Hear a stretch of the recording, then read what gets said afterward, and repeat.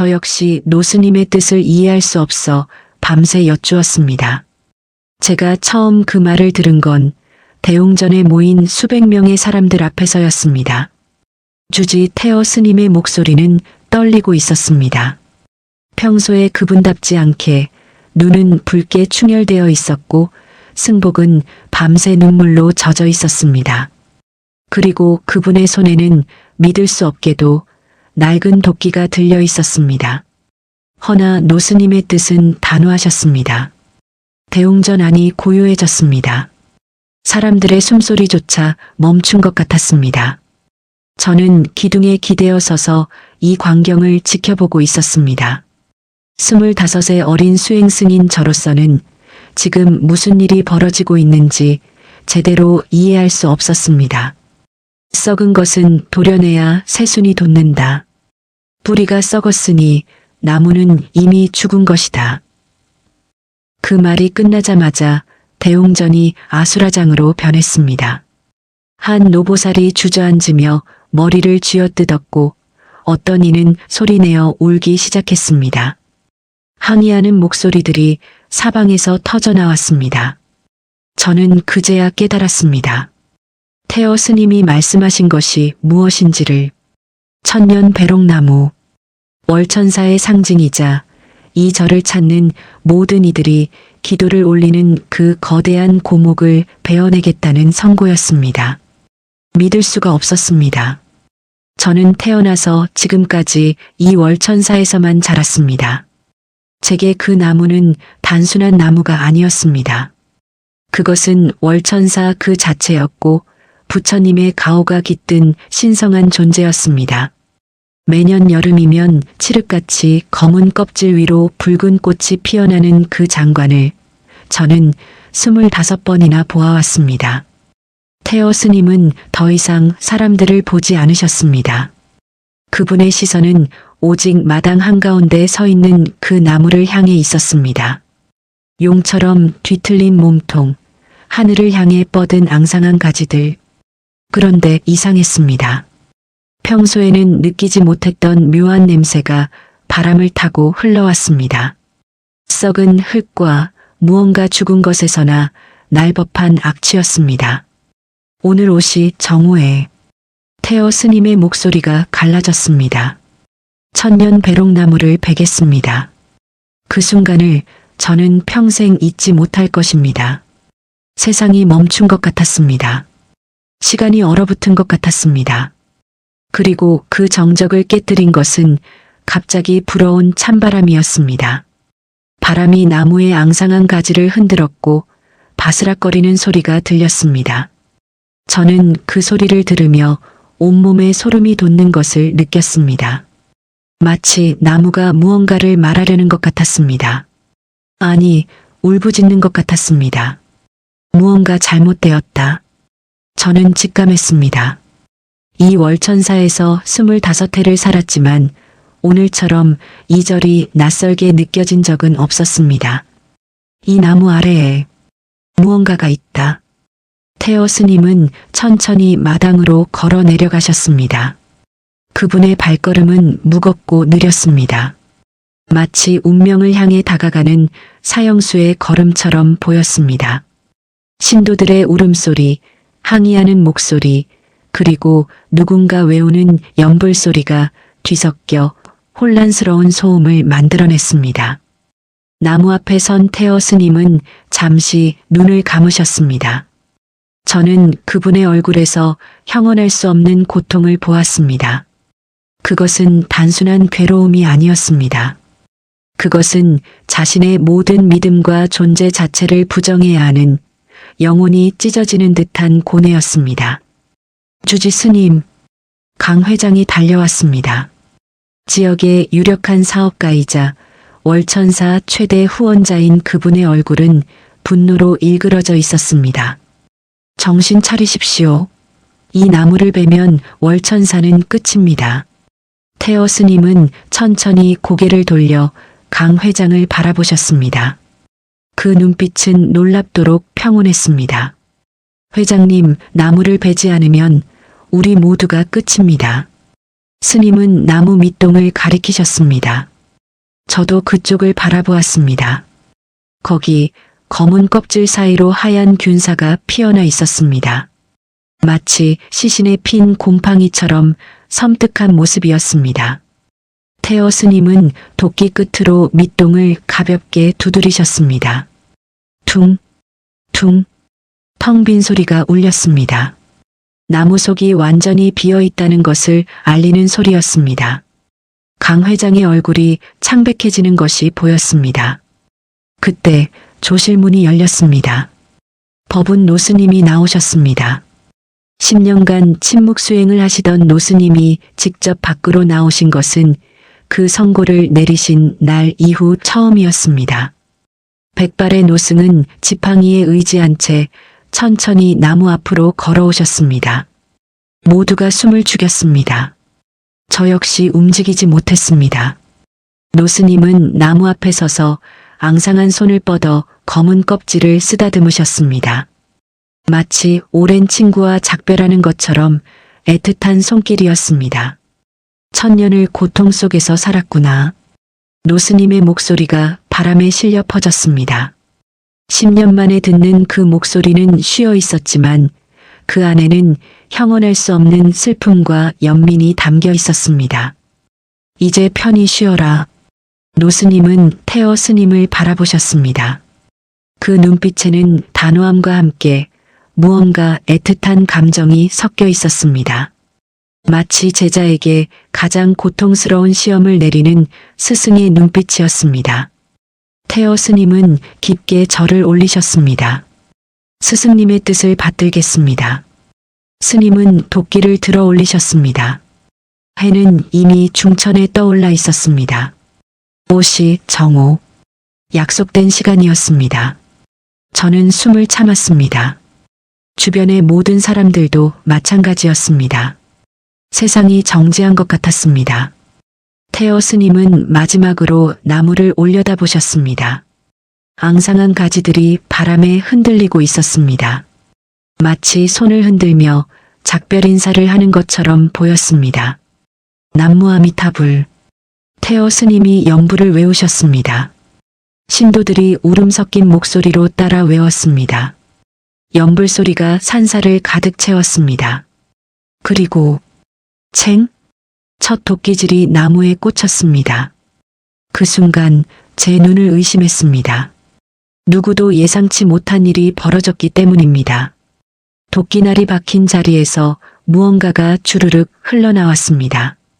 끈적하고 붉은 액체였습니다. 그것은 나무의 수액이 아니었습니다. 햇빛을 받아 검붉게 번들거리는 그 액체는 피다. 누군가 비명을 질렀습니다.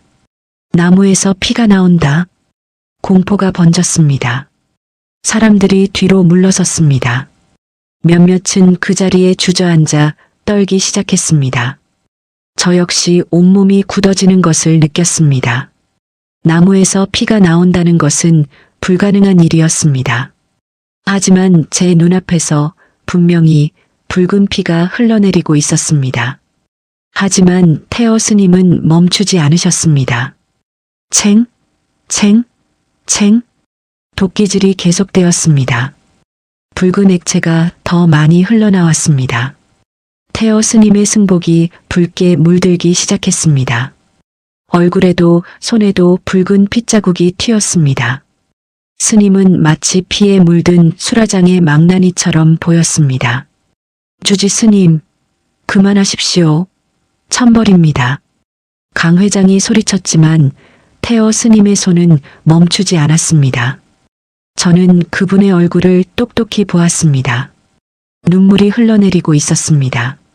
하지만 도끼를 휘두르는 손에는 한치의 망설임도 없었습니다. 도끼질이 나무 밑동의 절반가량을 파고들었을 때였습니다. 더 기이한 일이 벌어졌습니다. 나무의 속살이 드러나기 시작한 것입니다. 그것은 건강한 나무의 속살이 아니었습니다. 시커멓고 축축한 완전히 썩어 문드러진 흙덩이 같은 것이었습니다. 역한 냄새가 확 퍼졌습니다. 몇몇 사람들이 구역질을 하며 뒤로 물러났습니다. 저도 손으로 코를 막아야 했습니다. 그것은 죽음의 냄새였습니다. 법운 노스님은 여전히 나무 앞에 서 계셨습니다.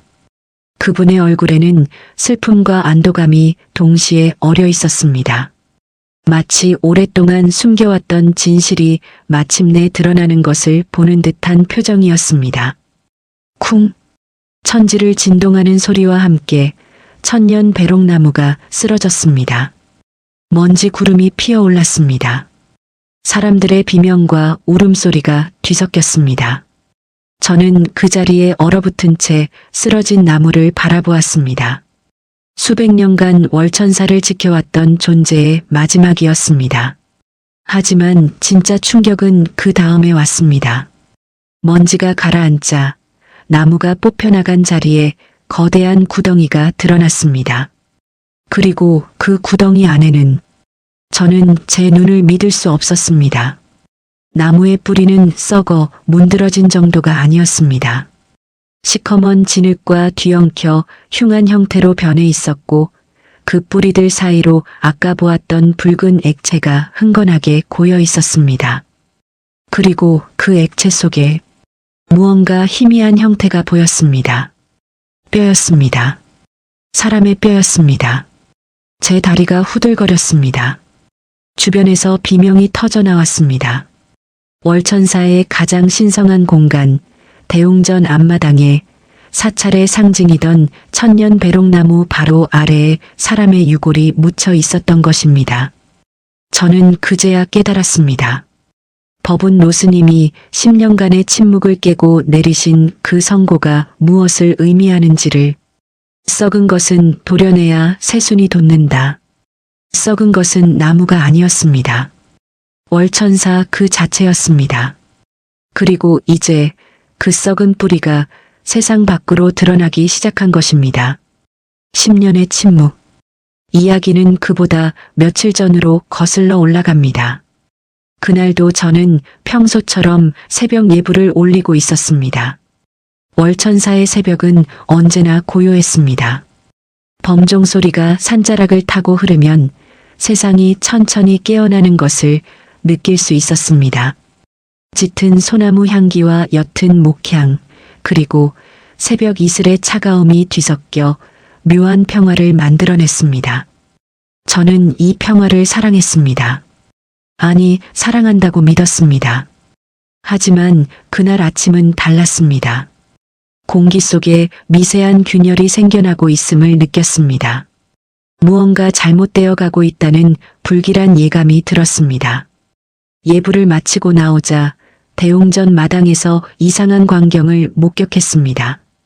법운 노스님이 배롱나무 앞에 서 계셨습니다. 10년간 조실에서 한 발짝도 나오지 않으시던 분이 혼자서 나무 앞에 서 계신 것입니다. 저는 조심스럽게 다가갔습니다. 노스님은 제가 오는 것을 아셨는지 고개를 돌리셨습니다. 그분의 눈빛은 깊은 슬픔으로 가득 차 있었습니다. 노스님은 아무 말씀도 하지 않으셨습니다. 다만 앙상한 손가락으로 나무의 밑동을 가리키셨습니다. 저는 그쪽을 바라보았습니다. 처음에는 아무것도 보이지 않았습니다. 하지만 자세히 들여다보니 나무의 껍질이 푸석푸석하게 갈라져 있었고 그 틈 사이로 하얀 균사가 피어나 있었습니다. 그리고 묘한 냄새가 났습니다. 썩은 흙 냄새와 무언가 죽은 것의 냄새가 섞인. 나무도 생로병사를 겪는 것이겠지요. 저는 나직이 중얼거렸습니다.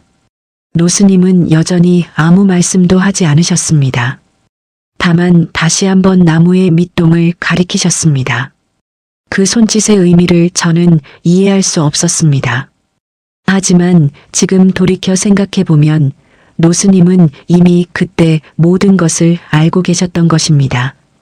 이 나무가 단순히 병든 것이 아니라 완전히 썩어 문드러졌다는 것을, 그리고 그 뿌리 아래에 끔찍한 비밀이 묻혀 있다는 것을. 그날 이후 노스님은 다시 조실로 돌아가셨습니다. 그리고 사흘 뒤 태어 스님을 부르셨습니다.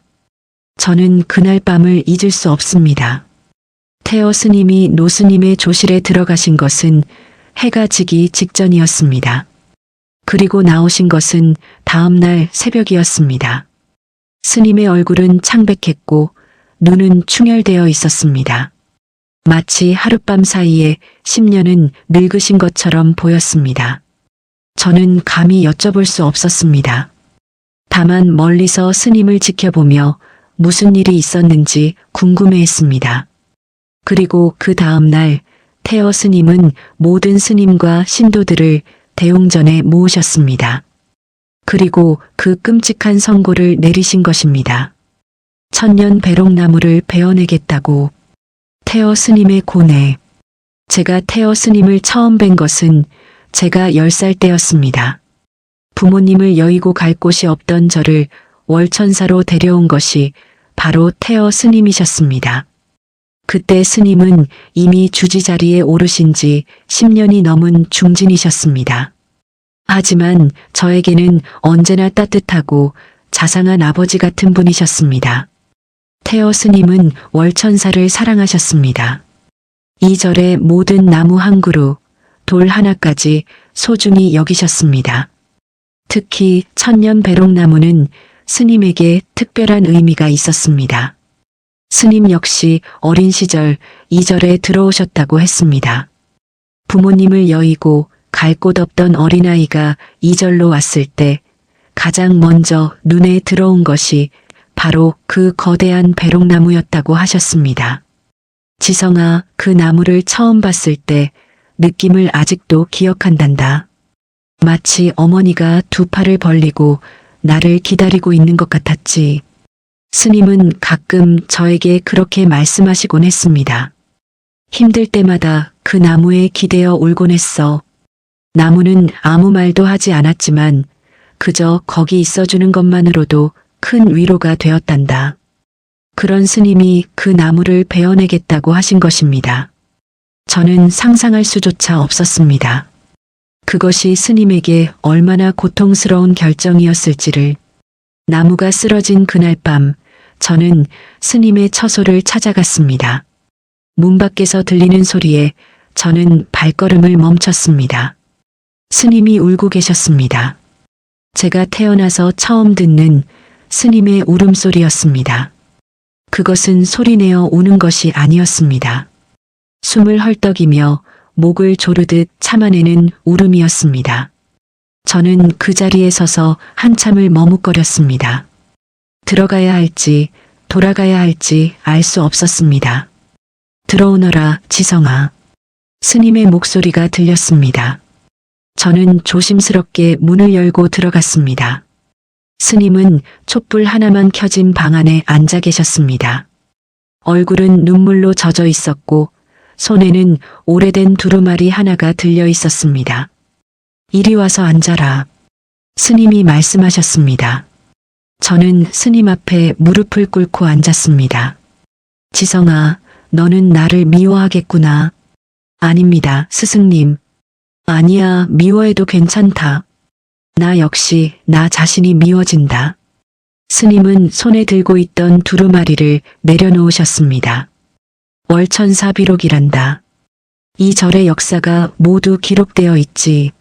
저는 그 두루마리를 바라보았습니다. 오래되어 누렇게 변색된 종이에는 빼곡하게 글씨가 적혀 있었습니다. 오늘 이것을 읽었단다. 아니, 읽어야만 했지. 노스님이 왜 그런 선고를 내리셨는지 이해하기 위해서. 스님의 목소리가 떨렸습니다. 그리고 알게 되었어. 우리 월천사가 얼마나 끔찍한 거짓 위에 서 있었는지를. 감매장. 태어 스님은 천천히 두루마리를 펼치셨습니다. 촛불이 흔들리며 오래된 글씨를 비쳤습니다. 임진년 왜구의 난이 일어났을 때의 기록이란다. 스님이 말씀하셨습니다. 지금으로부터 400여 년 전의 일이지. 왜군이 이 지역을 침략했을 때 인근 마을 백성들이 월천사로 피신을 왔어. 사찰은 신성한 곳이니 왜군도 함부로 하지 않을 거라고 믿었던 거야. 저는 숨을 죽이고 들었습니다. 하지만 왜군은 가차 없었어. 사찰에 불을 지르고 피신해 있던 백성들을 학살했지. 여자와 아이들까지 모두. 스님의 목소리가 잠겼습니다. 그리고 일부 승려들도 백성들을 지키려다 함께 죽임을 당했단다. 저는 몸이 굳어지는 것을 느꼈습니다. 당시 주지 스님은 참혹한 광경을 목격하고 큰 충격에 빠졌어. 수십 구의 시신이 대웅전 마당에 널브러져 있었지. 그 중에는 어린아이들도 있었고 젊은 스님들도 있었어. 스님은 잠시 말을 멈추셨습니다. 촛불이 흔들렸습니다. 주지 스님은 시신들을 수습해야 했어. 하지만 그럴 수가 없었단다. 왜군이 언제 다시 올지 모르는 상황이었고 제대로 된 장례를 치를 여유도 인력도 없었어. 그래서 서둘러 묻어야 했지. 대웅전 마당 한쪽에 배롱나무 아래에. 저는 전율했습니다. 감매장이라고 했어. 한을 품은 채 묻힌 장례라는 뜻이지. 제대로 된 의식도 없이 그저 서둘러 흙으로 덮어버린 거야. 스님은 두루마리를 조금 더 펼치셨습니다.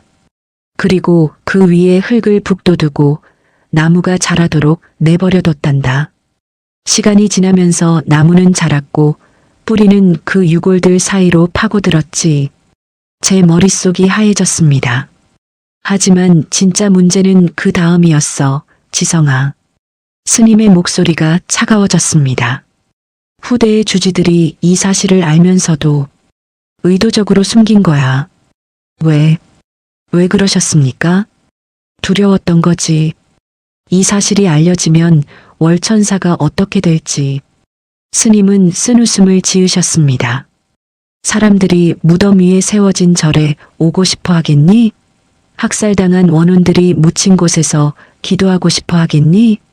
월천사는 순식간에 흉가가 되었을 거야. 저는 아무 말도 할 수 없었습니다. 그래서 선대주지들은 결정했어. 이 사실을 영원히 묻어두기로. 그리고 오히려 그 나무를 신성한 것으로 만들어버렸지. 신성한. 그래. 천년 고목이라는 전설을 만들어냈어. 영험한 나무라는 소문을 퍼뜨렸지. 사람들이 그 나무에 기도하면 소원이 이루어진다고. 스님의 목소리에 자조가 섞였습니다. 그리고 시간이 지나면서 그것은 진실이 되어버렸어. 후대 스님들조차 진짜 역사를 잊어버리고 그 전설을 믿게 되었지. 이 비록을 읽는 사람도 점점 줄어들었고, 하지만 스승님은 나도 알지 못했어. 스님이 고개를 저으셨습니다. 주지가 되고도 한참 뒤에야 이 비록의 존재를 알게 되었지. 그리고 읽었을 때 나는 그저 오래된 과거의 일이라고, 이미 지나간 일이라고 생각했어. 스님의 눈에 다시 눈물이 고였습니다. 나 역시 겁쟁이였던 거야, 지성아. 진실을 마주할 용기가 없었어. 그래서 선대주지들처럼 그저 침묵하기로 했지. 그 나무를 계속 신성한 것으로 믿도록 내버려뒀어. 노스님의 단식. 그런데 노스님은 달랐단다. 태어 스님이 말씀을 이으셨습니다. 법운 스님은 나보다 훨씬 오래전부터 이 사실을 알고 계셨어. 주지가 되기 전부터 알고 계셨지. 그런데 왜 말씀하지 않으셨냐고? 스님이 쓸쓸하게 웃으셨습니다. 노스님도 고민하셨을 거야. 오랫동안 이 진실을 밝혀야 할지 아니면 계속 숨겨야 할지. 저는 법운 노스님을 떠올렸습니다. 10년간 침묵 수행에 들어가신 그분을.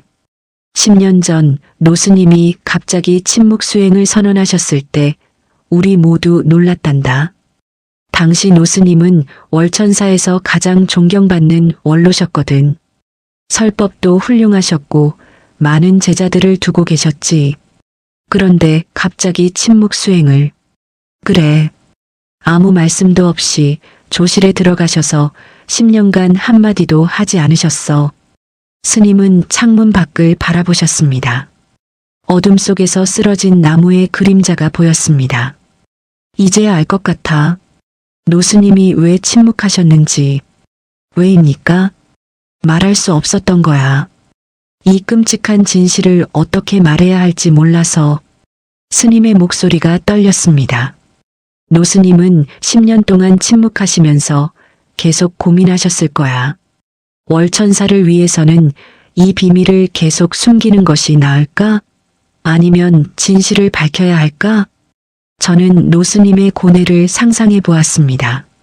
10년이라는 긴 시간 동안 홀로 그 무거운 진실을 짊어지고 계셨을 노스님을, 그리고 작년부터 나무가 눈에 띄게 쇠약해지기 시작했지. 태어 스님이 말씀하셨습니다. 여름에 꽃이 반도 피지 않았어. 겨울이 되자 껍질이 푸석푸석해지고 균사가 피기 시작했지. 나무가 죽어가고 있었던 겁니까? 그래. 400년 동안 그 고통스러운 비밀을 품고 있던 나무가 마침내 한계에 다다른 거야. 스님은 두루마리를 다시 펼치셨습니다. 여기 이런 기록이 있어. 나무의 뿌리가 유골과 뒤엉켜 자라났으니 죽은 자의 한이 나무를 통해 흐르는 것과 같다. 이는 부처님께서도 용서하지 못할 죄업이로다. 저는 소름이 돋았습니다. 나무는 그 한을 빨아들이며 자란 거야, 지성아. 400년 동안 억울하게 죽은 이들의 고통과 슬픔을 온몸으로 받아내며. 그래서 나무가 썩은 겁니까? 그래. 겉으로는 신성한 나무처럼 보였지만 속은 이미 오래전부터 썩어가고 있었던 거야. 그 고통을 더 이상 견딜 수 없을 때까지. 스님은 한숨을 쉬셨습니다. 노스님은 그것을 아셨던 거야. 나무가 죽어가고 있다는 것을, 그리고 이제 더 이상 이 비밀을 숨길 수 없다는 것을. 텅 빈 소리. 노스님이 나를 부르신 그날 밤, 태어 스님이 말씀을 이으셨습니다. 조실 문을 열고 들어갔을 때 노스님은 나무로 깎은 작은 도끼 하나를 손에 들고 계셨어. 저는 숨을 죽이고 들었습니다. 노스님은 아무 말씀도 하지 않으셨어. 다만 그 도끼를 들고 밖으로 나가셨지. 나는 뒤따라갔고 스님의 목소리가 멀어지는 것 같았습니다. 노스님은 배롱나무 앞에 서셨어. 그리고 도끼에 묻은 머리 부분으로 나무의 밑동을 3번 두드리셨지. 퉁, 퉁, 퉁. 스님이 그 소리를 흉내 내셨습니다. 그것은 나무를 두드리는 소리가 아니었어. 텅 빈 소리였지. 마치 속이 완전히 비어있는 항아리를 두드리는 것 같은. 저는 그날 아침 나무가 쓰러진 후의 광경을 떠올렸습니다. 썩어 문드러진 속, 텅 빈 공간. 노스님은 나를 바라보셨어. 그리고 10년 만에 처음으로 말씀하셨지. 스님의 목소리가 떨렸습니다. 텅 빈 소리를 들어라. 침묵이 흘렀습니다. 나는 그 의미를 이해할 수 없었어. 노스님은 다시 조실로 돌아가셨고 나는 홀로 나무 앞에 남았지. 그리고 나도 해봤어. 도끼로 나무를 두드려 봤지. 스님의 얼굴이 일그러졌습니다. 푹, 푹. 그런 소리가 났어. 젖은 흙을 두드리는 것 같은 축축하고 무거운 소리. 나무의 속이 완전히 썩어 문드러져 있다는 것을 알 수 있었지. 그때 깨달으신 겁니까? 그래. 노스님이 10년간 침묵하시면서 들어오신 소리가 바로 이것이었구나. 텅 빈 나무의 소리. 겉으로는 멀쩡해 보이지만 속은 완전히 비어있는. 스님은 고개를 떨구셨습니다. 그것은 나무만의 문제가 아니었어, 지성아. 월천사 전체가 그랬던 거야. 겉으로는 천년 고찰이라는 명성을 유지하고 있었지만 그 안은 텅 비어 있었어. 거짓과 침묵으로 가득한. 저는 스님의 말씀을 곱씹었습니다. 노스님은 그 다음날 나를 다시 부르셨어. 그리고 이 비록을 건네주셨지. 읽어라라고 하시면서. 그래서 읽었어. 밤새도록. 그리고 알게 되었지. 우리가 얼마나 끔찍한 거짓 위에 서 있었는지를 스님은 비록을 쓰다듬으셨습니다. 다 읽고 나서 나는 다시 노스님께 갔어. 그리고 물었지. 어찌해야 합니까? 라고. 노스님은 단 한마디만 하셨어. 썩은 것은 도려내야 새순이 돋는다. 뿌리가 썩었으니 나무는 이미 죽은 것이다. 그것이 바로 제가 대웅전에서 들었던 그 말씀이었습니다. 나는 사흘 밤낮을 고민했어, 지성아. 이 나무를 정말로 베어야 하는지. 스님의 목소리에 깊은 고뇌가 묻어났습니다. 나무를 베면 월천사는 끝날 거야. 신도들은 떠날 것이고 재정은 파탄날 것이며 사찰의 명성은 땅에 떨어질 거야. 하지만 베지 않으면. 스님이 저를 똑바로 바라보셨습니다. 베지 않으면 우리는 영원히 거짓 위에 서 있는 거야. 억울하게 죽은 이들의 고통을 밟고 서서 그것을 신성한 것이라고 속이는 거지. 저는 고개를 숙였습니다. 나는 주지야, 지성아. 월천사를 책임져야 하는 사람이지. 하지만 동시에 나는 수행자이기도 해. 진실과 자비를 추구해야 하는. 스님의 목소리가 갈라졌습니다. 사흘 밤낮을 고민한 끝에 나는 결정했어. 노스님의 뜻을 따르기로. 나무를 베고 진실을 밝히기로.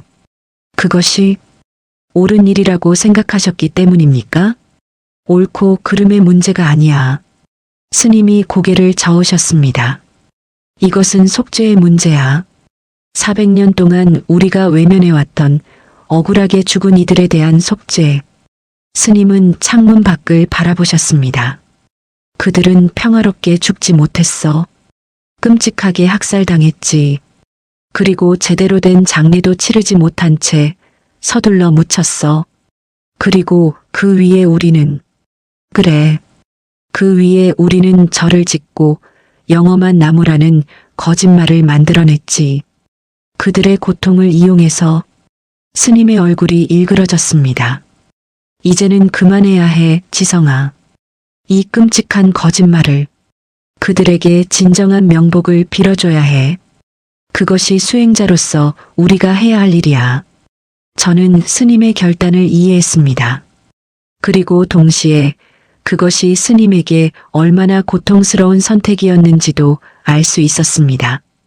내일 모든 것이 드러날 거야. 스님이 나직이 말씀하셨습니다.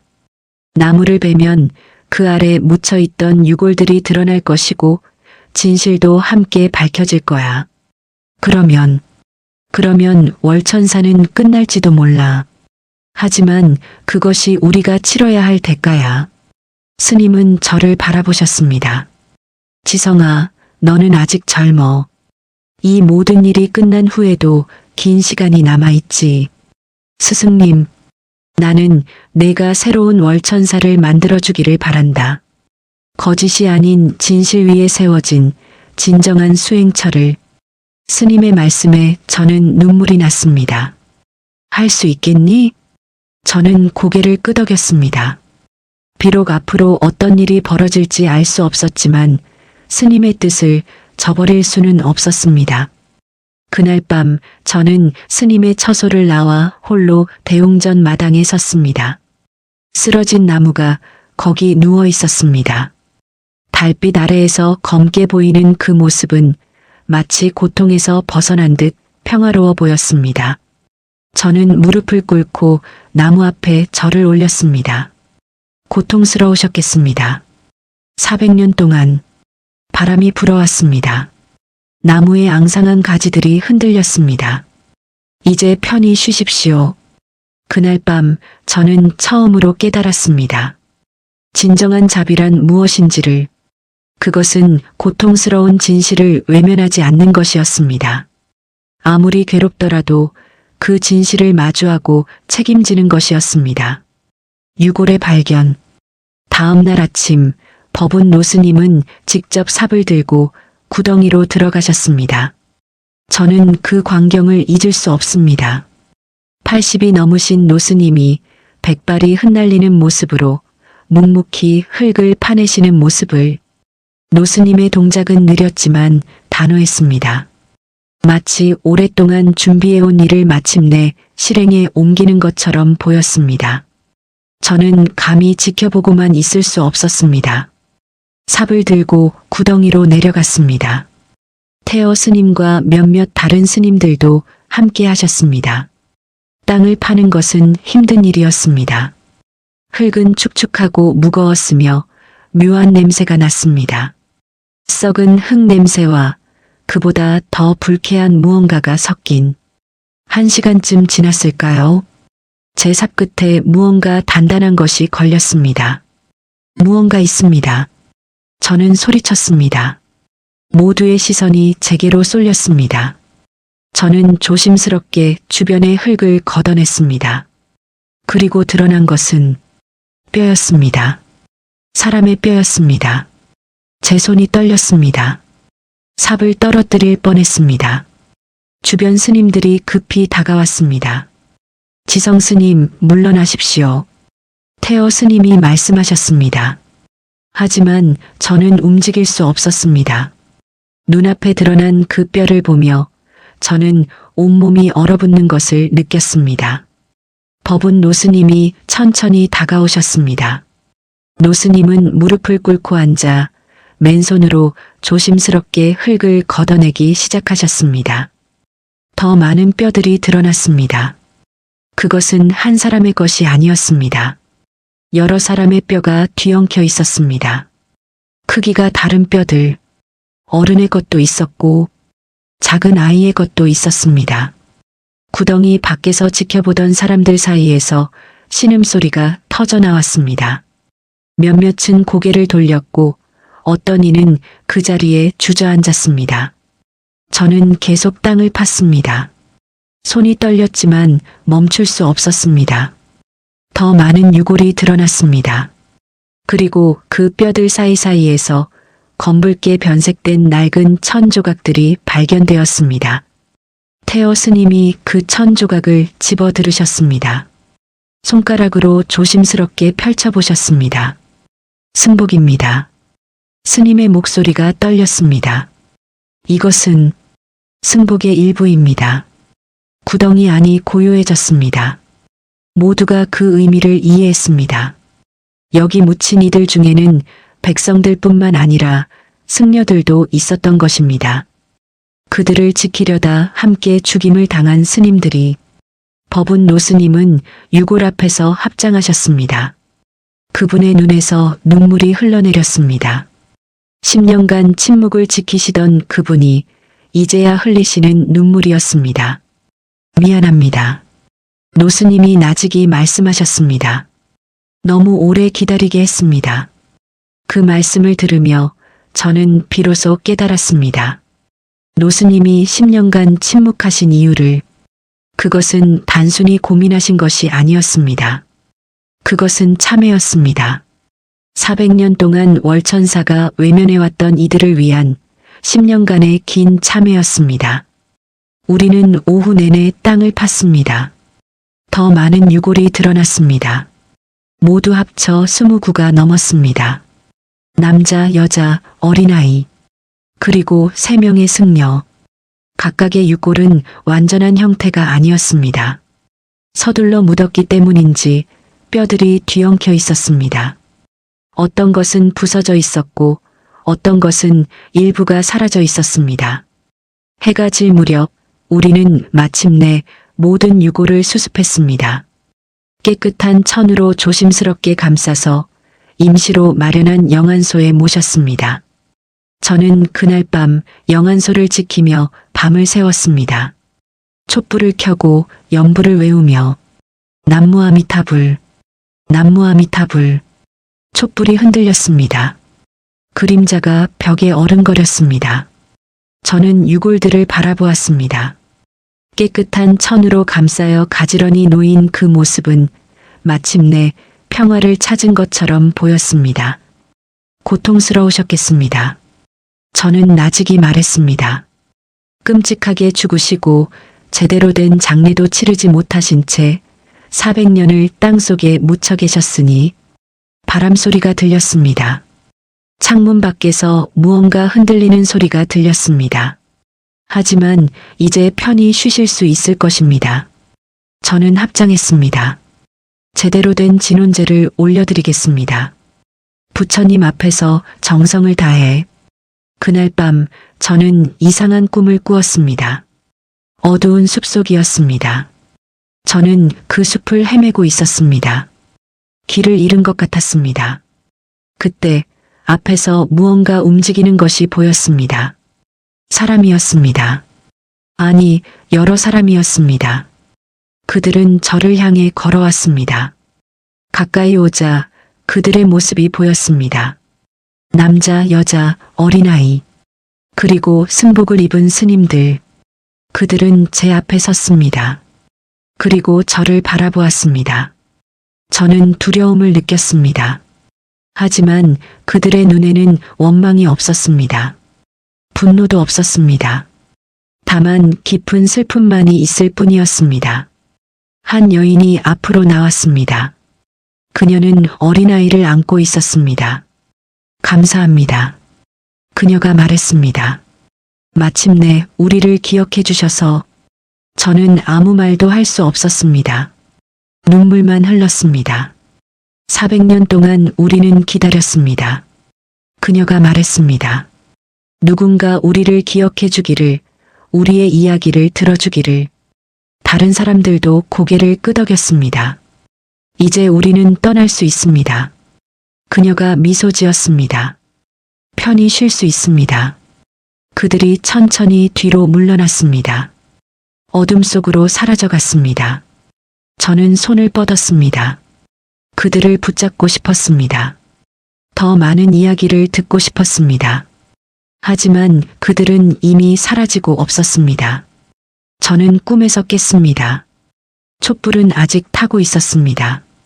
영안소는 고요했습니다. 하지만 저는 알 수 있었습니다. 그들이 진정으로 원하는 것이 무엇인지. 그것은 복수가 아니었습니다. 명예회복도 아니었습니다. 다만 기억되는 것, 잊히지 않는 것, 그들의 고통과 죽음이 의미 없는 것이 아니었다는 것을 알아주는 것. 그것이 그들이 원하는 전부였습니다. 강 회장의 방해. 다음 날 태어 스님은 기자회견을 열었습니다. 월천사의 참혹한 역사를 세상에 알리기로 하신 것입니다. 저는 스님의 결정이 얼마나 용기 있는 것인지 알고 있었습니다. 이 진실이 밝혀지면 월천사는 순식간에 추문의 중심이 될 것이었습니다. 하지만 스님은 흔들리지 않으셨습니다. 지성아, 우리는 더 이상 거짓 위에 설 수 없어. 스님이 말씀하셨습니다. 이 진실을 밝히는 것이 우리가 할 수 있는 최소한의 속죄야. 기자회견이 열리기 직전 강 회장이 찾아왔습니다. 그의 얼굴은 분노로 일그러져 있었습니다. 주지 스님, 정신 차리십시오. 강 회장이 소리쳤습니다. 이 일이 알려지면 월천사는 끝입니다. 천년 역사가 하루아침에 무너집니다. 태어 스님은 침착하게 대답하셨습니다. 회장님, 월천사는 이미 오래전에 무너져 있었습니다. 다만 우리가 그것을 외면해왔을 뿐입니다. 무슨 말씀을?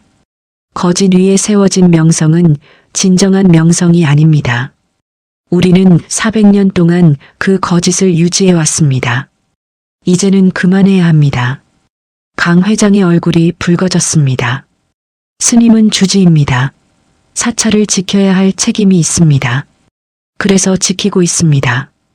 태어 스님이 단호하게 말씀하셨습니다. 진정으로 지켜야 할 것은 건물이나 명성이 아닙니다. 부처님의 가르침입니다. 진실과 자비입니다. 진실? 자비? 강 회장이 비웃었습니다. 그런 허울 좋은 말로 무엇을 할 수 있습니까? 사찰을 유지하려면 돈이 필요합니다. 신도가 필요합니다. 이 일이 알려지면 모든 것을 잃을 것입니다. 그렇다면 잃는 것도 우리가 치러야 할 대가입니다. 스님의 목소리는 평온했습니다. 400년 동안 우리는 억울하게 죽은 이들의 고통을 외면했습니다. 그 위에 번영을 누렸습니다. 이제 그 업보를 받아들여야 합니다. 강 회장은 분노로 떨었습니다. 좋습니다. 스님이 그렇게 나오신다면 저도 방법이 있습니다. 그는 위협적으로 말했습니다. 저는 지역 유지입니다. 언론에도 연줄이 있고 종단에도 아는 사람이 많습니다. 이 일을 막을 수 있습니다. 막으실 수 없을 것입니다. 태어 스님이 조용히 말씀하셨습니다. 진실은 언젠가 드러나기 마련입니다. 회장님이 막는다 해도 결국은 밝혀질 것입니다. 강 회장은 더 이상 할 말이 없다는 듯 돌아섰습니다. 하지만 문 앞에서 멈춰서서 말했습니다. 후회하실 것입니다, 스님. 월천사는 끝날 것이고 스님의 명성도 땅에 떨어질 것입니다. 그는 문을 세게 닫고 나갔습니다. 저는 태어 스님을 바라보았습니다. 스님의 얼굴에는 두려움이나 후회가 없었습니다. 다만 깊은 결의만이 있을 뿐이었습니다. 지성아, 스님이 저를 부르셨습니다. 두렵지 않으냐? 두렵습니다. 저는 솔직하게 대답했습니다. 하지만 스승님의 결정이 옳다는 것도 압니다. 스님이 미소 지으셨습니다. 고맙다. 내가 곁에 있어서. 그날 오후 기자회견이 열렸습니다. 수십 명의 기자들이 몰려왔습니다. 카메라 플래시가 터졌습니다. 태어 스님은 단상에 서서 침착하게 말씀하셨습니다. 여러분, 오늘 저는 월천사의 부끄러운 역사를 고백하고자 합니다. 스님은 400년 전의 참극을, 감매장을, 그리고 그것을 숨겨온 역사를 모두 말씀하셨습니다. 기자들은 충격에 빠진 듯 숨죽여 들었습니다. 저희는 400년 동안 이 진실을 외면해왔습니다. 억울하게 죽은 이들의 고통 위에 사찰의 번영을 쌓아 올렸습니다. 스님의 목소리가 떨렸습니다. 이제 저희는 참회합니다. 그리고 그분들을 위해 제대로 된 진혼제를 올릴 것입니다.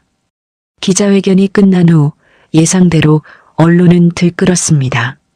천년 고찰 월천사, 학살 유골 위에 세워졌다. 배롱나무 아래 숨겨진 참극, 400년의 침묵, 월천사 주지 스님 충격 고백. 우리는 거짓 위에 서 있었다. 뉴스는 연일 월천사를 다뤘습니다. 여론은 들끓었습니다. 일부는 태어 스님의 용기를 칭찬했습니다. 하지만 더 많은 사람들은 월천사를 비난했습니다. 400년 동안 속였다. 죽은 자들을 이용해 돈을 벌었다. 흉가나 다름없다. 신도들은 떠났습니다. 시주는 끊겼습니다. 월천사는 순식간에 텅 비었습니다.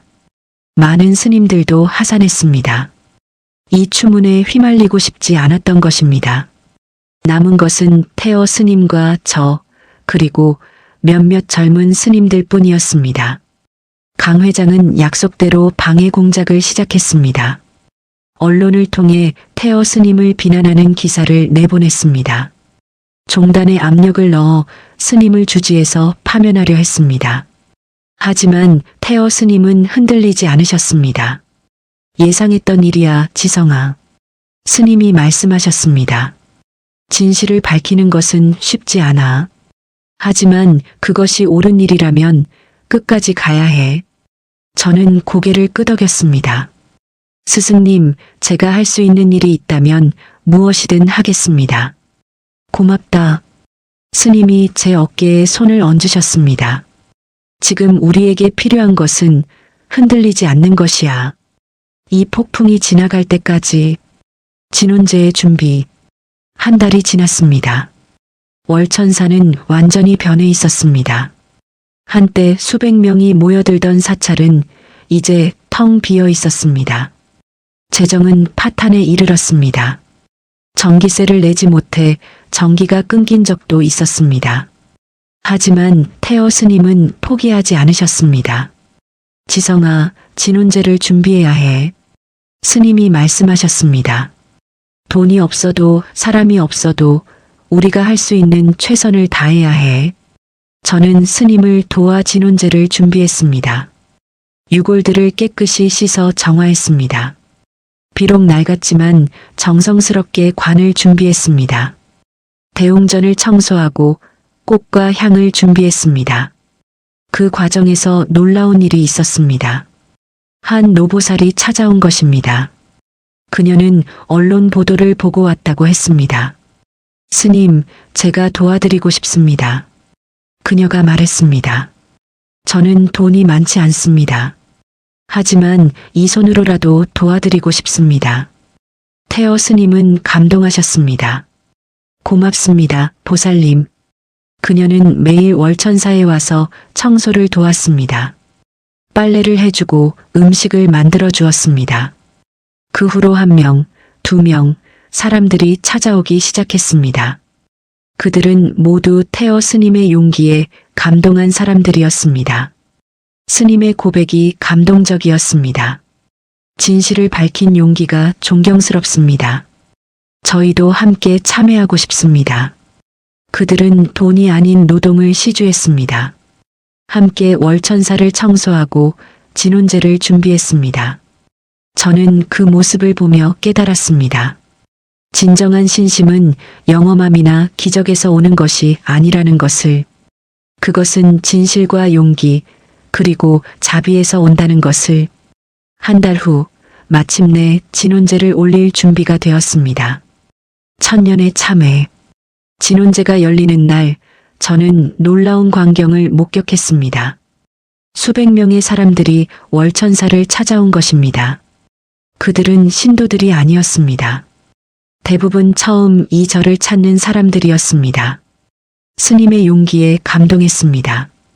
함께 참회하고 싶어서 왔습니다.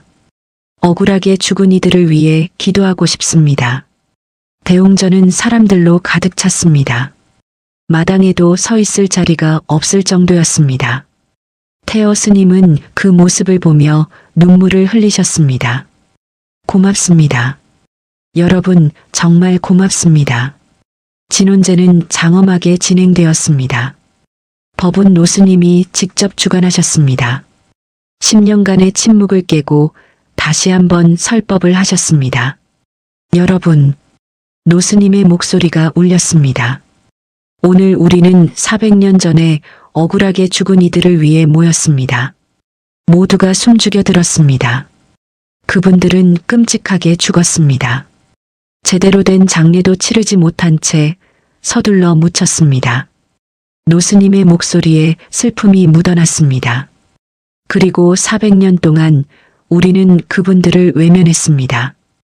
그분들의 고통 위에 사찰의 번영을 쌓았습니다. 참회의 눈물이 흘렀습니다. 오늘 우리는 참회합니다. 우리의 잘못을, 우리의 외면을. 노스님이 깊게 절을 올리셨습니다. 그리고 기도합니다. 그분들이 이제 편히 쉴 수 있기를. 모두가 함께 절을 올렸습니다. 눈물을 흘리며 진심으로. 독경이 시작되었습니다.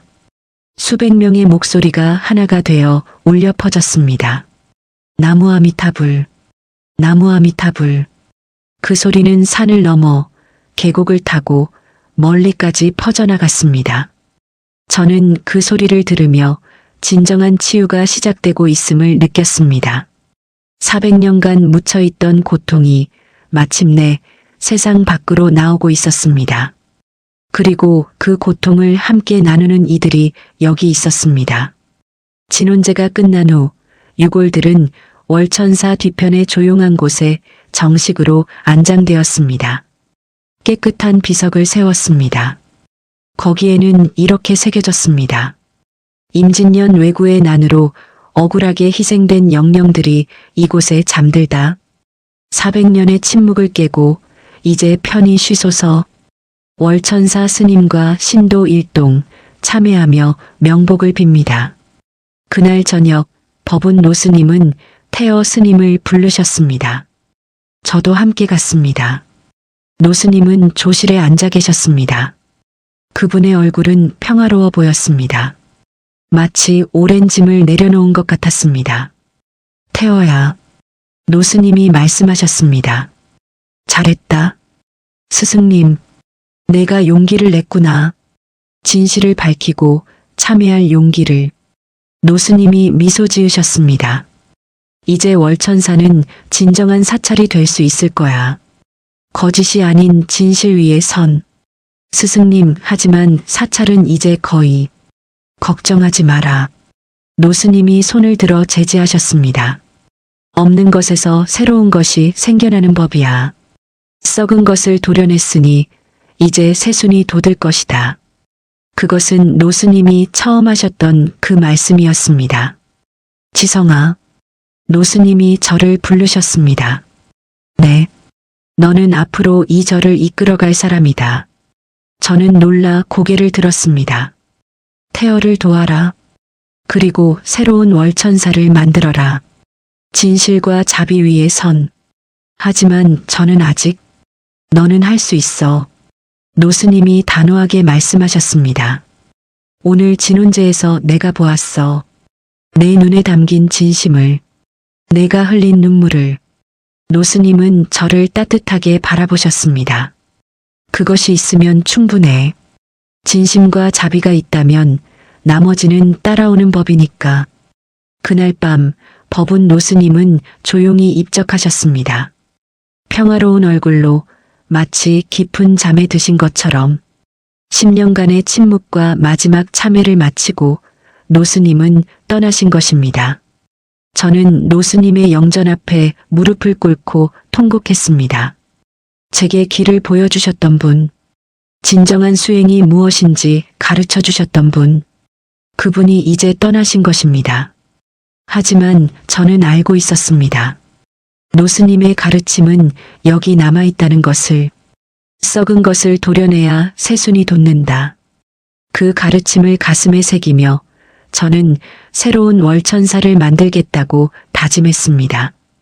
폐허에서 피어나는 꽃. 법운 노스님의 다비식이 끝난 후 월천사는 정말로 폐허나 다름없었습니다. 주지는 공석이 되었고 남은 스님은 5명뿐이었습니다. 재정은 완전히 바닥났고 건물은 보수가 필요했습니다. 강 회장은 이 기회를 놓치지 않았습니다. 그는 월천사 부지를 개발하려는 계획을 노골적으로 드러냈습니다. 이제 월천사는 끝났습니다. 더 이상 버틸 수 없을 것입니다. 그는 언론에 이렇게 말했습니다. 차라리 이 땅을 개발해서 유용하게 쓰는 것이 낫습니다. 태어 스님은 주지 자리를 내놓으셨습니다. 그리고 저를 주지 대행으로 임명하셨습니다.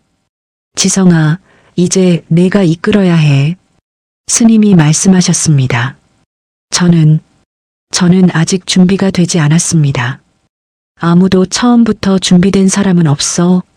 스님이 미소 지으셨습니다.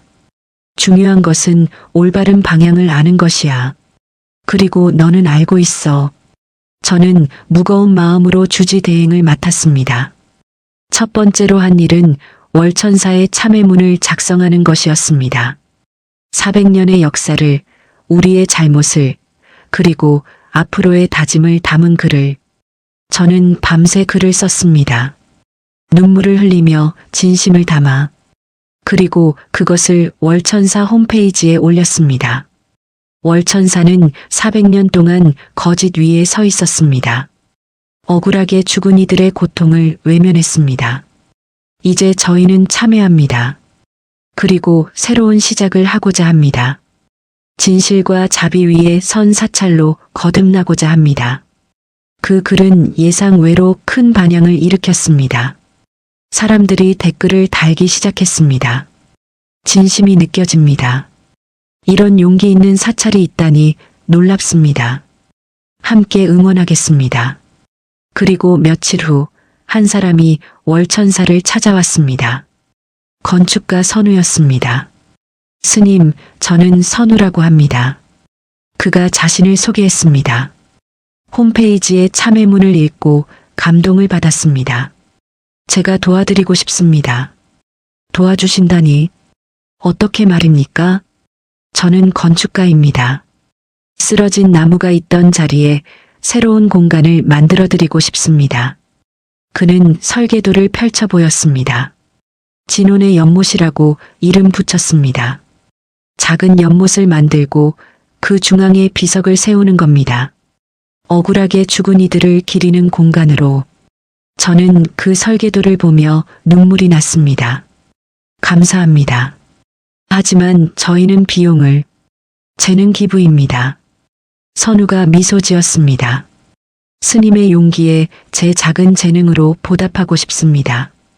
그날부터 선우는 매주 월천사를 찾아와 설계를 다듬었습니다. 그리고 소문을 듣고 더 많은 사람들이 찾아왔습니다. 자재를 기부하는 사람, 공사를 도와주겠다는 사람, 작은 돈이라도 보태고 싶다는 사람. 강 회장의 방해는 계속되었지만 진실의 힘은 그보다 강했습니다. 한 달 후 공사가 시작되었습니다. 저와 스님들은 직접 삽을 들고 땅을 팠습니다. 예전에 유골을 파낼 때처럼. 하지만 이번은 달랐습니다. 이번은 새로운 것을 만들기 위한 노동이었습니다. 땀을 흘리며 일했습니다. 손에 물집이 잡혔습니다. 하지만 행복했습니다. 왜냐하면 저희는 진정한 일을 하고 있었기 때문입니다. 새싹의 기적. 그해 봄, 놀라운 일이 일어났습니다. 쓰러진 배롱나무의 그루터기에서 새싹이 돋아난 것입니다. 저는 그것을 발견했을 때 믿을 수 없었습니다.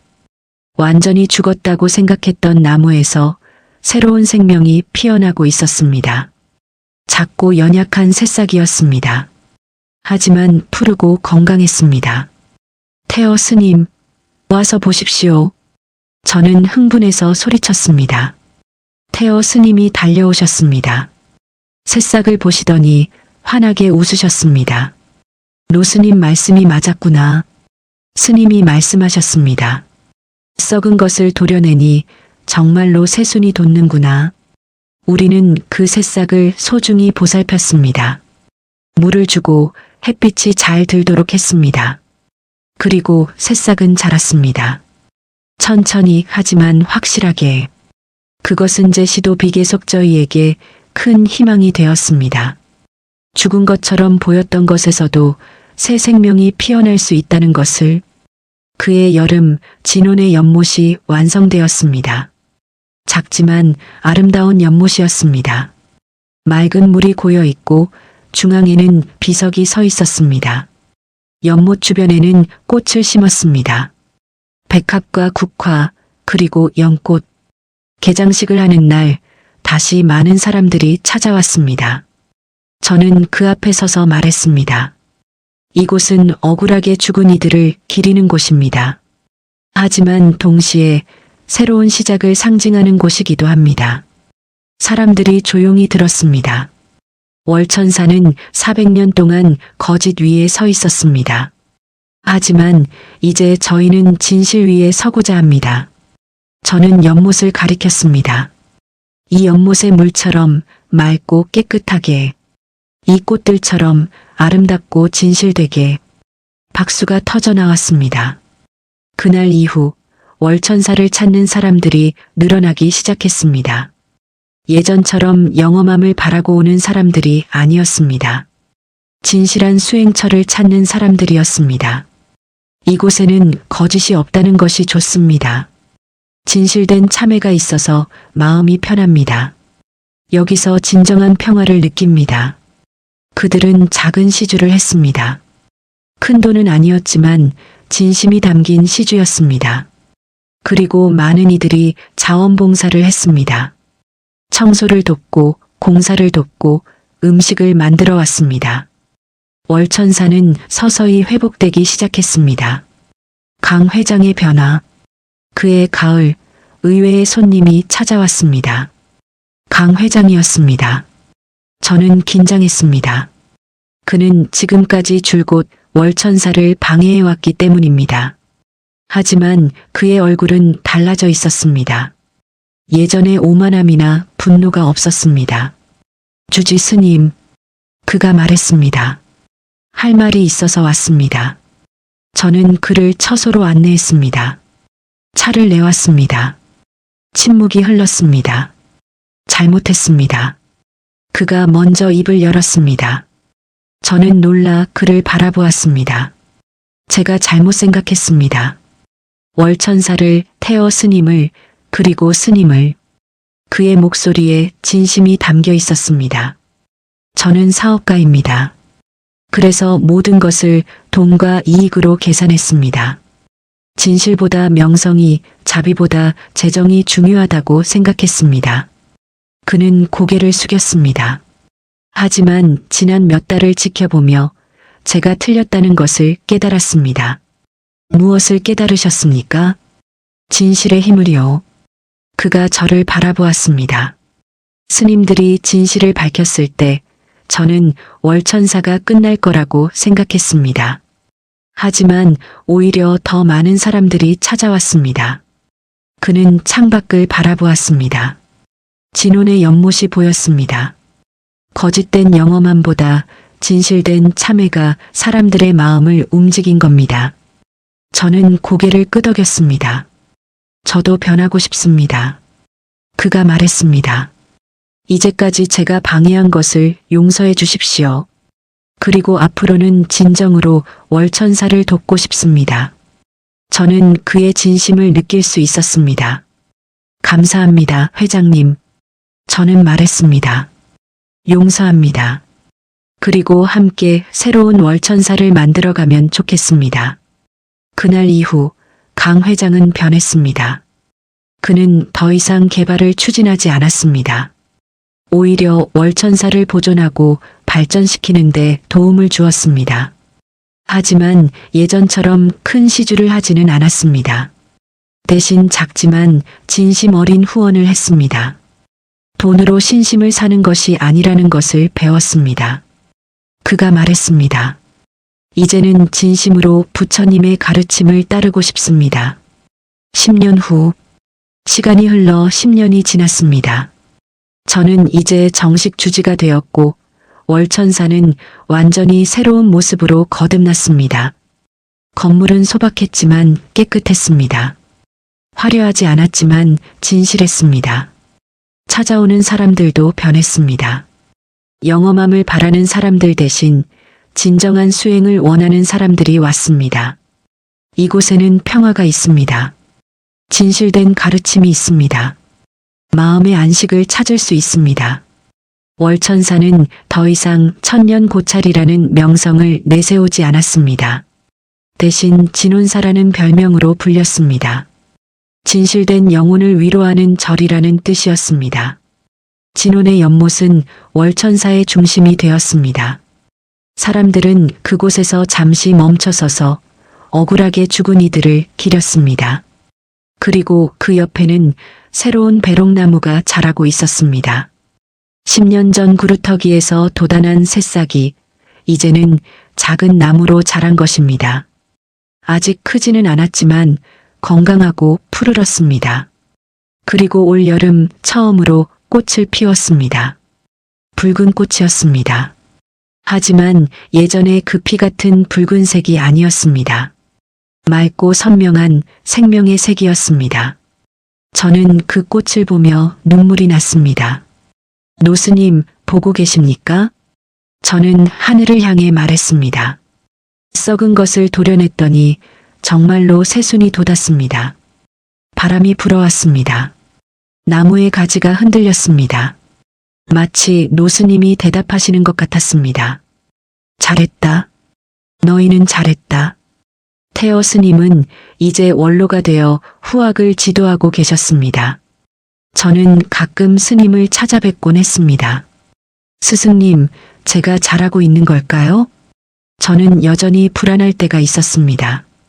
잘하고 있어, 지성아. 스님이 말씀하셨습니다. 월천사는 이제 진정한 사찰이 되었어. 거짓이 아닌 진실 위에 선. 스님은 창밖을 바라보셨습니다. 새로운 배롱나무가 보였습니다. 노스님이 원하셨던 것이 바로 저거야. 썩은 뿌리를 베어내고 새로운 생명이 자라나는 것. 저는 고개를 끄덕였습니다. 가장 큰 교훈이 무엇이었는지 아니? 스님이 물으셨습니다. 진실의 힘입니다. 저는 대답했습니다. 그래. 진실은 처음에는 고통스럽지.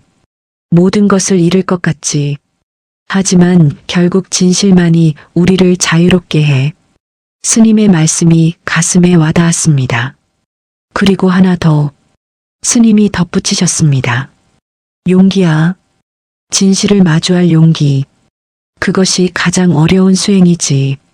저는 그 말씀을 가슴에 새겼습니다. 14장. 새로운 천년의 시작. 어느 여름날 한 가족이 월천사를 찾아왔습니다. 부모와 어린 딸이었습니다. 스님, 저희 딸이 이 절의 이야기를 듣고 꼭 오고 싶다고 했습니다. 어머니가 말했습니다. 저는 그 어린 딸을 바라보았습니다. 10살쯤 되어 보였습니다. 무엇이 궁금하니? 저는 부드럽게 물었습니다.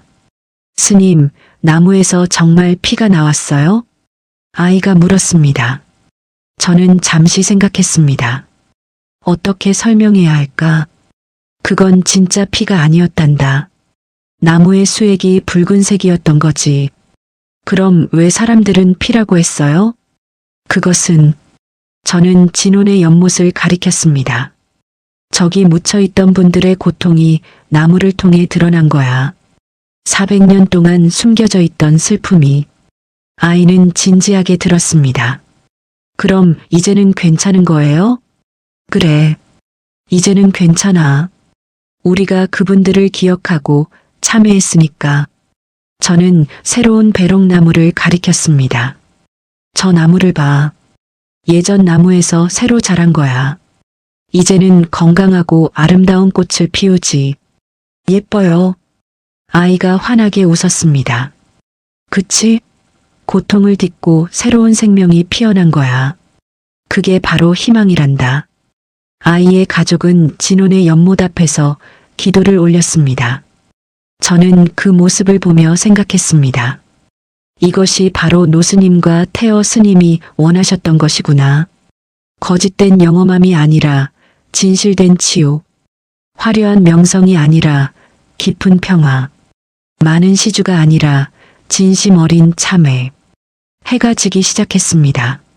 석양이 월천사를 비췄습니다. 붉은 햇살이 배롱나무의 꽃을 비췄습니다. 꽃은 더욱 아름답게 빛났습니다. 저는 그 광경을 보며 합장했습니다. 감사합니다, 노스님. 길을 보여주셔서. 감사합니다, 태어 스님. 용기를 보여주셔서. 그리고 감사합니다, 모든 분들. 진실을 함께 마주해 주셔서. 바람이 불어왔습니다. 나무의 가지가 흔들렸습니다. 마치 대답하는 것 같았습니다. 1000년이 지나도 진실은 변하지 않는다. 고통을 외면하지 않고 마주할 때 비로소 진정한 치유가 시작된다. 저는 그 가르침을 가슴에 새기며 다시 한번 다짐했습니다. 월천사는 이제 새로운 1000년을 시작했습니다. 거짓이 아닌 진실 위에, 두려움이 아닌 용기 위에, 외면이 아닌 자비 위에, 그리고 그 새로운 1000년은 이 작은 새싹처럼 천천히 하지만 확실하게 자라날 것입니다. 고통의 기억을 잊지 않으면서도 희망을 향해 나아가는, 그것이 바로 월천사 1000년의 진홍곡입니다. 에필로그 배롱나무의 노래. 그로부터 다시 10년이 흘렀습니다. 저는 이제 50을 바라보는 중년의 스님이 되었습니다. 월천사는 더욱 성장했습니다. 많은 젊은 수행승들이 이곳을 찾아왔고 진정한 수행처로 자리 잡았습니다. 새로운 배롱나무는 이제 제법 큰 나무가 되었습니다. 매년 여름이면 풍성한 꽃을 피웠습니다. 사람들은 그 나무를 진혼 배롱나무라고 불렀습니다. 고통의 역사를 기억하면서도 새로운 희망을 상징하는 나무. 어느 날 한 노인이 월천사를 찾아왔습니다. 구부정한 등, 주름진 얼굴. 하지만 눈빛은 맑았습니다. 스님, 제가 태어 스님을 뵙고 싶습니다. 저는 그를 태어 스님의 처소로 안내했습니다. 태어 스님은 이제 80이 넘으셨지만 여전히 정정하셨습니다. 오셨습니까? 스님이 노인을 맞이하셨습니다. 오랜만입니다, 스님. 노인이 깊게 절을 올렸습니다. 저를 기억하십니까? 40년 전 강 회장이었던 사람입니다. 저는 놀랐습니다. 강 회장이었던 분이 이렇게 변하셨다니. 물론 기억합니다. 태어 스님이 미소 지으셨습니다. 그동안 안녕하셨습니까? 덕분에 잘 지냈습니다. 강 노인이 말했습니다. 스님, 저는 오늘 고백하러 왔습니다. 고백이라니요? 40년 전 제가 얼마나 어리석었는지를, 진실보다 돈을, 자비보다 명성을 중요하게 여겼는지를 그의 목소리에 진심이 묻어났습니다. 하지만 스님들이 보여주신 용기가 저를 변화시켰습니다. 진실의 힘이 무엇인지 깨닫게 해주셨습니다. 태어 스님은 그의 손을 잡으셨습니다. 고맙습니다. 그 말씀이 저야말로 감사합니다. 스님들 덕분에 제 인생이 변했습니다. 강 노인은 그날 하루를 월천사에서 보내고 갔습니다. 떠나기 전 진혼 배롱나무 앞에 오래 서 있었습니다. 참 아름답군요. 그가 말했습니다. 고통에서 피어난 꽃이 가장 아름다운 법입니다. 저는 그 말에 깊이 공감했습니다. 그날 저녁 저는 태어 스님과 함께 진혼의 연못 앞에 앉았습니다. 석양이 연못에 비쳤습니다. 물은 맑고 고요했습니다. 지성아, 스님이 말씀하셨습니다. 내가 곧 떠날 것 같구나. 저는 놀라 스님을 바라보았습니다. 무슨 말씀을? 아니야, 슬퍼하지 마라. 스님이 미소 지으셨습니다. 나는 행복했어. 진실을 마주할 용기를 가질 수 있어서, 그리고 그 진실이 이렇게 아름다운 결과를 만들어내는 것을 볼 수 있어서. 스님은 진혼 배롱나무를 바라보셨습니다. 노스님이 옳았어. 썩은 것을 도려내니 정말로 새순이 돋았지. 스승님, 너에게 부탁이 있어. 스님이 저를 바라보셨습니다. 월천사를 잘 지켜다오. 진실 위에 선 이 사찰을. 그러겠습니다. 저는 눈물을 참으며 대답했습니다. 그리고 이 이야기를 후대에 전해다오. 고통을 외면하지 않고 마주했을 때 진정한 치유가 시작된다는 것을 명심하겠습니다. 그날 밤 태어 스님은 평화롭게 입적하셨습니다. 법은 노스님처럼 깊은 잠에 드신 것처럼 40년의 고뇌와 용기를 마치고 스님은 떠나신 것입니다. 저는 스님의 장례를 성대하게 치렀습니다. 수많은 사람들이 찾아와 조문했습니다. 용기 있는 분이셨습니다.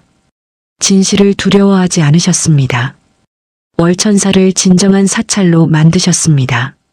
스님의 사리는 진혼의 연못 옆에 모셨습니다. 억울하게 죽은 이들과 함께 영원히. 그 후로도 세월은 흘렀습니다. 저도 이제 노스님이 되었습니다. 젊은 제자들이 저를 따르고 있습니다. 하지만 월천사는 변하지 않았습니다. 진실 위에 선 사찰로, 자비를 실천하는 곳으로. 진혼 배롱나무는 이제 거목이 되었습니다. 400년 전에 그 나무만큼 크지는 않지만 훨씬 더 아름다웠습니다. 매년 여름이면 붉은 꽃을 피웠습니다. 그 꽃을 보며 저는 항상 생각합니다. 이것이 바로 법운 노스님과 태어 스님이 우리에게 남기신 유산이구나. 고통을 외면하지 않는 용기, 진실을 마주하는 힘, 그리고 그로부터 피어나는 새로운 희망. 어느 날 저녁 저는 나무 아래에 앉아 있었습니다. 바람이 불어왔습니다. 꽃잎이 흩날렸습니다. 저는 눈을 감고 그 소리를 들었습니다. 바람 소리, 나뭇잎 흔들리는 소리, 그리고 멀리서 들려오는 연불 소리. 그것은 마치 노래 같았습니다. 천년을 이어온 진홍곡. 고통의 기억과 치유의 희망이 어우러진 그 노래는 앞으로도 계속될 것입니다. 1000년이 지나도 만년이 지나도 진실은 변하지 않으니까, 자비는 영원하니까, 그리고 고통을 딛고 피어나는 꽃은 언제나 가장 아름다우니까. 저는 눈을 떴습니다. 석양이 나무를 비추고 있었습니다. 붉은 꽃들이 황금빛으로 빛났습니다. 남무아미타불. 저는 합장했습니다. 모든 중생이 평화롭기를. 바람이 다시 불어왔습니다. 나무가 대답하는 것 같았습니다. 그러하리라. 진실과 자비가 있는 한. 여러분, 긴 이야기 끝까지 함께 해주셔서 진심으로 감사합니다. 혹시 지금 이 순간 마음속에 품고 있는 오래된 상처나 미움이 있으신가요? 오늘의 이야기가 그 무거운 짐을 내려놓는 작은 계기가 되길 바랍니다. 어떤 분은 부모님과의 관계에서, 어떤 분은 형제나 친구와의 사이에서, 또 어떤 분은 직장이나 사업에서 상처받은 기억이 있으실 겁니다. 월천사의 스님들이 400년의 거짓을 딛고 진실을 마주했듯이 우리도 우리 안의 고통을 외면하지 않을 용기가 필요합니다. 하지만 기억하세요. 용서는 상대를 위한 것이 아니라 나 자신을 위한 가장 큰 선물입니다. 썩은 뿌리를 베어내야 새싹이 돋듯이 우리도 묵은 상처를 내려놓아야 새로운 시작을 할 수 있습니다. 이제 댓글로 여러분의 이야기를 들려주세요. 용서하고 싶은 사람이 있다면, 혹은 용서받고 싶은 일이 있다면 편하게 나누어 주세요. 서로의 이야기에 공감하고 위로하며 함께 치유되는 시간이 되길 바랍니다. 부처의 바다는 앞으로도 여러분의 마음을 따뜻하게 해드릴 진솔한 이야기들로 찾아뵙겠습니다. 다음 이야기도 많은 기대 부탁드리고요. 구독과 좋아요, 알림 설정은 저희에게 큰 힘이 됩니다. 특히 주변에 이런 이야기가 필요한 분들께 많이 공유해 주세요. 누군가에게는 이 이야기가 인생의 전환점이 될 수도 있으니까요. 부처의 바다와 함께 해주신 모든 분들께 진심으로 감사드립니다. 다음 이야기에서 또 만나요. 건강하시고 행복하세요. 나무아미타불.